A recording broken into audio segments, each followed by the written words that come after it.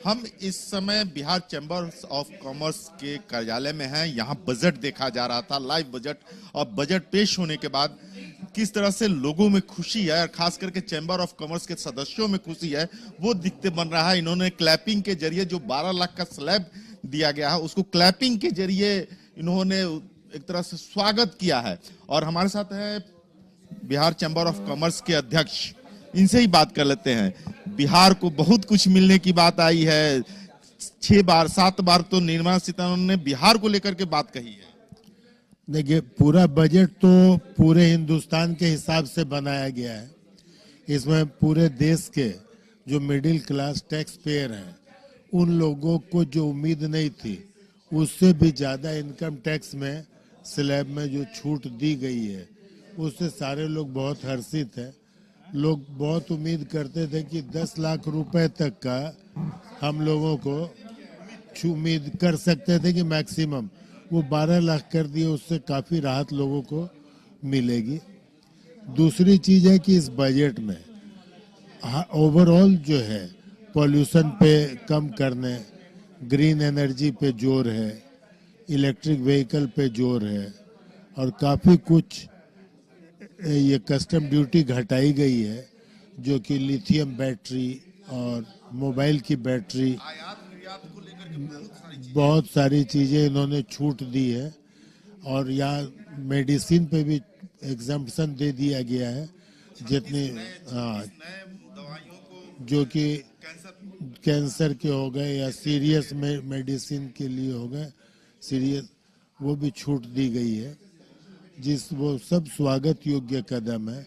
और खासकर बिहार के बारे में 4-5 चीज स्पेसिफिकली उन्होंने कही है, जिसमें कि एक सबसे बड़ा जो हमको सराहनीय कदम लगा, national institute of food technology जो चालू करेंगे, जिसमें स्किलिंग, एंटरप्रेन्योरशिप और मैन्युफैक्चरिंग की ट्रेनिंग दी जाएगी, जिससे कि बहुत ज़्यादा एग्रीकल्चर के क्षेत्र में हम लोग जो एग्री प्रोडक्ट की यूनिट लगा रहे हैं, उसमें लोगों को जानकारी मिलेगी, उसमें बहुत कुछ आगे जा सकेंगे। एक चीज और है, कोसी कैनाल प्रोजेक्ट को लेकर के चर्चा हुई है, वेस्टर्न कोसी, तो क्या कहेंगे इसको लेकर के? क्या लग रहा है? नहीं, कोसी की बाढ़ पीड़ित उत्तर बिहार है, और कोसी अभिशाप कहा जाता है उत्तर बिहार। उत्तर बिहार के लिए कोसी हर साल अभिशाप बनता है।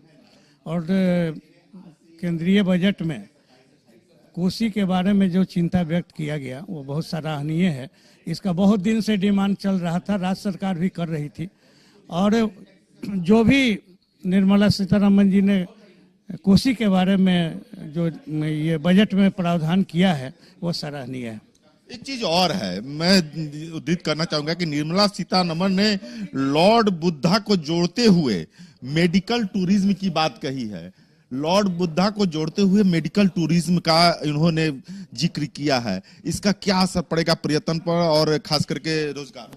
देखिए, जहाँ तक टूरिज्म की बात है, मैं तो कई साल से बोल रहा हूँ कि बिहार में जितनी बड़ी टूरिज्म की अपॉर्चुनिटीज है, अनफॉर्चुनेटली आपका इंफ्रास्ट्रक्चर नहीं है और इसकी मार्केटिंग नहीं है। नहीं तो शायद बिहार अकेला स्टेट है जहाँ पर आपका रिलीजियस टूरिज्म भी चारों रिलीजन के है, आपका नेचर भी है, हर कुछ है। तो इन्होंने जो कहा इंफ्रास्ट्रक्चर पर हम सपोर्ट करेंगे, साथ साथ कहा कि होम स्टे को भी एमएससी में लेके मुद्रा लोन देंगे, तो छोटा छोटा आपको जो बेनिफिट अगर टूरिज्म स्पॉट पर मिल जाएगा, तो हम समझते हैं कि इससे बहुत बड़ा डेवलपमेंट क्रिएट होगा। ये डेवलपमेंट क्रिएट होगा और एम्प्लॉयमेंट क्रिएट होगा, सबसे बड़ी बात है कि तो ये एक चीज और चर्चा हुई है ग्रीन फील्ड एयरपोर्ट की, और सबसे बड़ी बात इस बजट में बिहार के लिए बहुत कुछ देना चाहती थी। इसका सबसे बड़ा एक खासियत आप लोग ध्यान नहीं दिए कि इस जो केंद्रीय मंत्री जो बजट भाषण दे रही थी, वो इस दौरान वो जो साड़ी पहनी हुई थी, वो साड़ी बिहार की से ही कनेक्शन था। वो मिथिला पेंटिंग वो मिथिला पेंटिंग वाली साड़ी जी, आप लोग इस बजट में ध्यान नहीं दिए। वो बिहार को देना चाहती थी, इसलिए पहले से ही वो मिथिला पेंटिंग की साड़ी पहनी हुई थी कि आज हम बिहार को कुछ खास दे रहे हैं।